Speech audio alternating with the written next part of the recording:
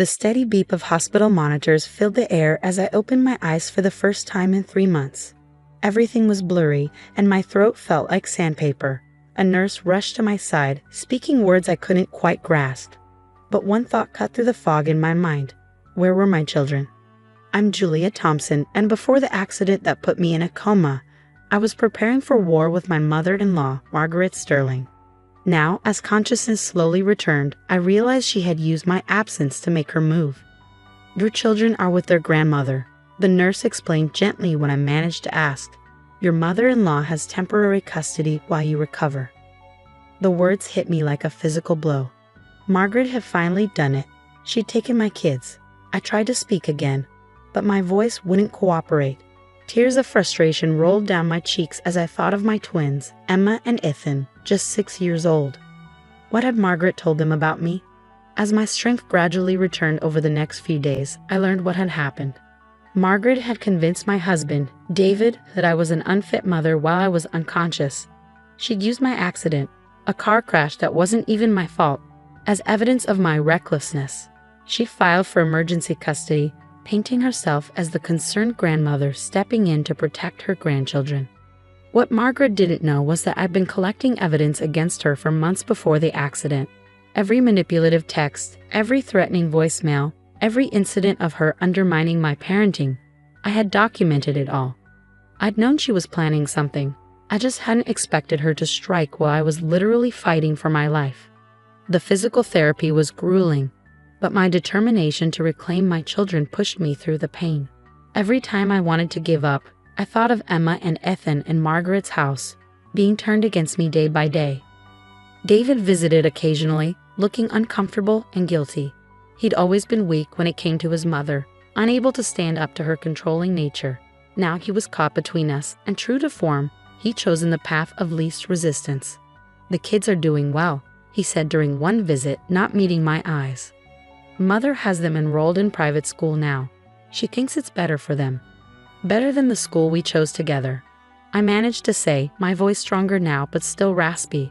The one near our house with a great special education program for Emma's dyslexia. He shifted in his chair. Mother says Emma just needs more discipline, not special treatment. I clenched my fists under the hospital blanket.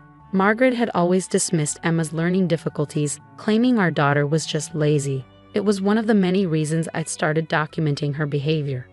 Have you told them I'm awake? I asked. David looked away. Mother thinks it's better to wait until you're stronger. She doesn't want to upset them. Of course she didn't. Every day I was kept from my children was another day she could poison them against me. But Margaret had underestimated me. She thought the accident had given her the perfect opportunity, but she didn't know what was waiting on my laptop at home or in the safety deposit box at the bank.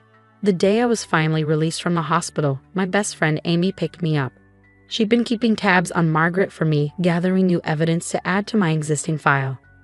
She's gotten worse, Amy told me as we drove to her house. I'd be staying with her while I continued my recovery. She's told everyone who'll listen that you were drinking the night of the accident. I was at work, I said, anger burning in my chest. There are security cameras and witnesses. I know, I've got it all documented. Amy glanced at me. She's also been posting things on social media about how the kids are finally getting the stable home they deserve. I saved screenshots. We pulled up to Amy's house, and she helped me inside. My legs were still weak from months of disuse, but I was getting stronger every day. On her dining room table, I saw stacks of papers, everything she gathered while I was unconscious. Your laptop is still at your house, Amy said. David doesn't know about the hidden folder, does he? I shook my head. No one does except you and my lawyer. I picked up one of the papers, a social media post where Margaret claimed I'd been neglecting the twins before the accident. She has no idea what's coming. That night, as I lay in Amy's guest room, I thought about the last conversation I'd had with Margaret before the accident. She'd shown up at my house unannounced, as usual, criticizing everything from the kids' clothes to the snacks in the pantry. They deserve better than this, she'd said, gesturing around my perfectly clean, comfortable home. They deserve what I can give them. They deserve their mother, I'd replied. And one day, Margaret, everyone will see exactly what kind of person you really are. She'd laughed dismissively, but I'd seen the flash of uncertainty in her eyes. She'd known I was documenting things, but she had no idea how thorough I'd been. Now, as I struggled to regain my strength, I thought about my children. Were they wondering about me? Did they think I'd abandoned them? Margaret would be using every moment to turn them against me, but I had to believe that the bond between mother and child was stronger than her manipulation. Tomorrow I would call my lawyer. The file I'd been building was extensive. Recordings of Margaret threatening to take the kids, evidence of her lying to social services, documentation of her interfering with Emma's dyslexia treatment. She thought my accident had given her the perfect opportunity to strike. Instead, it had given me the perfect opportunity to expose her true nature. Margaret Sterling was about to learn that you should never underestimate a mother's love or her capacity for strategic thinking. I closed my eyes, picturing Emma and Ethan's faces. "Hold on, babies," I whispered into the darkness. "Mommy's coming." The next morning, I met with my lawyer, Rebecca Chen, in her downtown office. Despite my still weakened state, I insisted on going through every detail of what had happened during my coma. Margaret Sterling played this well, Rebecca admitted, reviewing the temporary custody papers. She filed while you were unconscious, painted herself as the concerned grandmother stepping in during a crisis. The judge had little choice given the circumstances. "But now I'm awake," I said, my voice firm. "And I have everything we need to show exactly who Margaret really is." I pulled out my phone, connecting to Amy's secure cloud drive where we'd backed up all my evidence. 3 years of documentation. Texts, emails, recordings, witness statements. She's been planning this for years, Rebecca. The accident just gave her the opportunity she needed. Rebecca's eyes widened as she scrolled through the files. "This is comprehensive. You have recordings of her threatening to take the kids?" "Multiple recordings, plus evidence of her interfering with Emma's dyslexia treatment, lying to social services about my parenting, even attempting to bribe our nanny to spy on me." I leaned forward. "She's been trying to manipulate my children since they were born, and I've documented all of it." As Rebecca reviewed the evidence, I received a text from Amy. "Margaret just posted another Facebook update about the twins. You need to see this." The post showed my children at some expensive private school, wearing uniforms I'd never seen. Margaret's caption read, "So grateful these precious angels are finally getting the education and stability they deserve. Sometimes God works in mysterious ways to ensure children end up where they belong." My hands shook with anger as I showed Rebecca the post. She's using my accident, an accident that nearly killed me, to justify stealing my children. "This works in our favor," Rebecca said, taking screenshots. "She's creating a public record of parental alienation. But Julia, I need to warn you, this won't be easy. Margaret has resources, connections, she'll fight dirty." "So will I," I replied. "But unlike her, I have the truth on my side." That afternoon, I had my first physical therapy session since leaving the hospital. As I struggled through the exercises, my therapist, Maria, told me something interesting.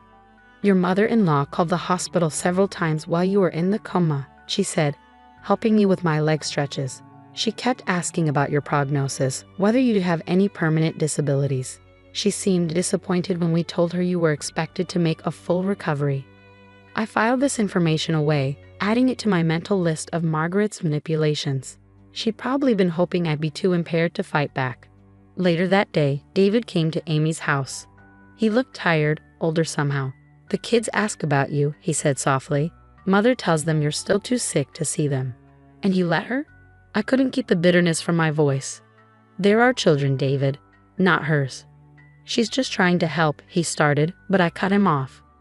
"Is she helping Emma with her dyslexia? Or is she still insisting our daughter just needs to try harder?" I pulled out my phone, showing him the videos I'd taken of Margaret berating Emma for her reading difficulties. "Is this helping?" David's face paled as he watched the footage. I didn't know. "Because you never wanted to see it," I said. "You've always chosen the easy path, letting your mother control everything because it's easier than standing up to her.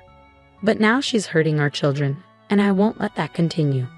I showed him more evidence, the text messages where Margaret had outlined her plans to take the kids.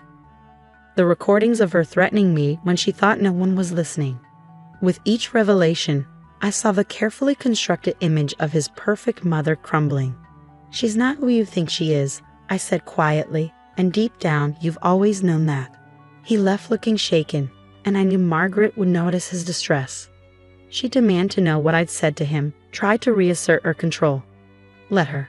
The cracks were already showing in her carefully constructed facade. That evening, I received an unexpected visitor, my former nanny Sophie. She quit shortly before my accident, and now I knew why. Mrs. Sterling offered me money to spy on you, Sophie confessed, sitting in Amy's living room. When I refused, she threatened to ruin my reputation, make sure I never worked as a nanny again. I was scared, so I just quit. I'm so sorry, Julia. I should have told you. Would you be willing to make a statement? I asked.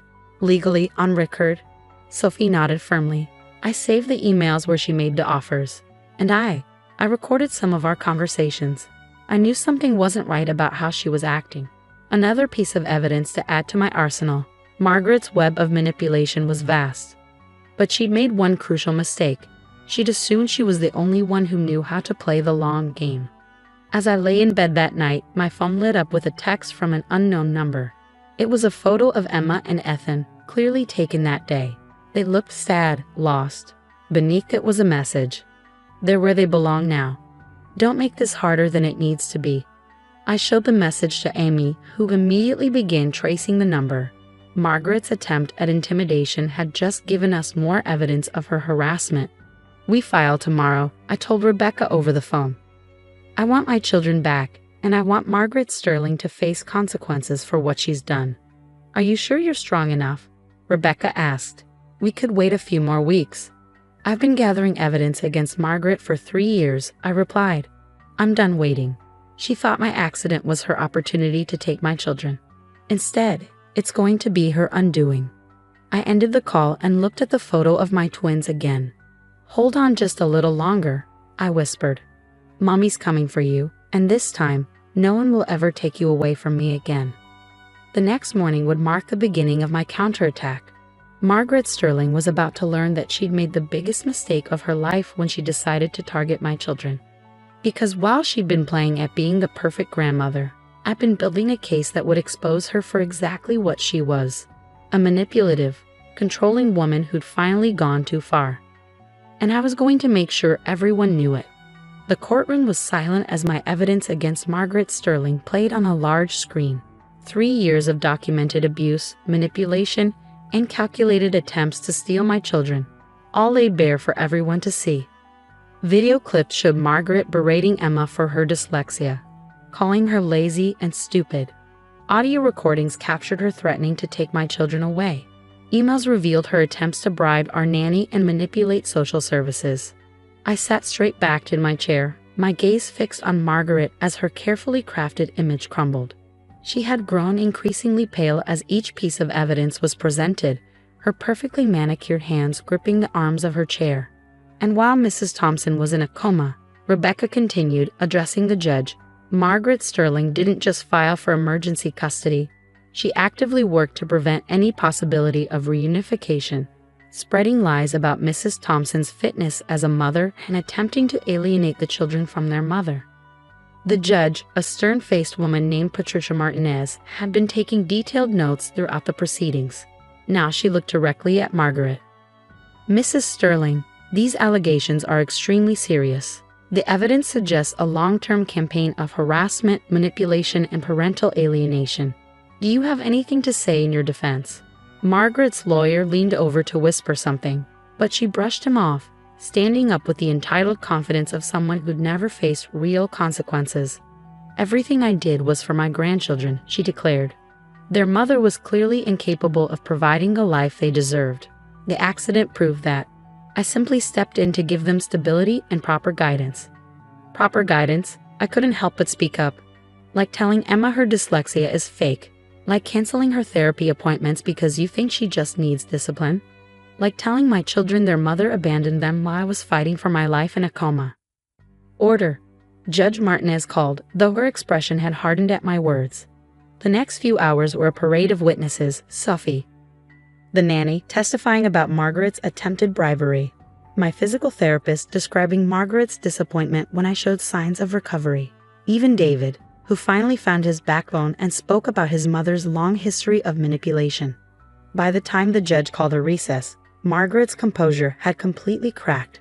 I caught her furiously texting on her phone, probably trying to rally her society friends for support. But no amount of social connection could erase the evidence I gathered. When court resumed, Judge Martinez didn't waste time. "The evidence in this case is overwhelming," she began. "Margaret Sterling, you have engaged in a systematic campaign of parental alienation and manipulation. Your actions during Mrs. Thompson's medical crisis were particularly egregious. Not only did you take advantage of her incapacitation to gain custody of her children, but you actively worked to prevent their reunion once she recovered." Margaret started to protest, but the judge held up her hand. "I am immediately vacating the temporary custody order. The children are to be returned to their mother's care within 24 hours. Furthermore, I am issuing a restraining order preventing you from having any contact with Mrs. Thompson or her children without court approval and supervision." The victory was complete, but I felt no joy, only relief and determination. Now came the hard part, helping my children heal from the damage Margaret had caused. When I arrived at Margaret's house with the police and social services to collect Emma and Ethan, I could hear her raging inside, declaring that she'd appeal, that she'd never stop fighting for her children. But then the door opened, and none of that mattered anymore. My babies were there, looking uncertain and confused until they saw me. "Mommy," Emma whispered, her voice small and unsure. I knelt down, opening my arms. "Yes, sweetheart, Mommy's here, and I'm never leaving you again." They ran to me, and as I held them close, I could feel Margaret's poisonous influence beginning to fade. We had a long road ahead. Therapy for the twins, rebuilding trust, healing as a family, but we would do it together. David, who had watched the reunion from a distance, finally approached. "I'm sorry," he said quietly. "I should have seen what she was doing. Should have stopped her years ago." I nodded, not ready to forgive him completely but acknowledging his part in helping expose Margaret's true nature. "The kids will need you to be strong now. No more letting your mother control everything." "She won't," he promised. "I've already told her I'm cutting contact until she gets professional help. The kids come first now." As we drove home, really home, to the house Margaret had deemed unsuitable, but that held all our happy memories, I thought about everything that had led to this moment. Margaret had spent years weaving her web of manipulation, thinking she was untouchable. She never imagined that every step of the way I was building my case. "Are we really staying with you now?" Ethan asked from the back seat. "Grandmother said you didn't want us anymore." "Grandmother lied," I said firmly. "I will always want you. You're my children, and nothing will ever change that." Later that night, after the twins were asleep in their own beds for the first time in months, I received one final text from Margaret. "This isn't over." I smiled, taking a screenshot to add to my ever-growing file of evidence. "Yes, Margaret," I whispered to myself, "it is." Because while she had spent years playing the role of the perfect grandmother, I had been gathering proof of the monster beneath the mask. She thought my accident was her opportunity to steal my children. Instead, it had given me the chance to expose her true nature to the world. Margaret Sterling had finally learned the most important lesson of all. Never underestimate a mother's love or her capacity for justice.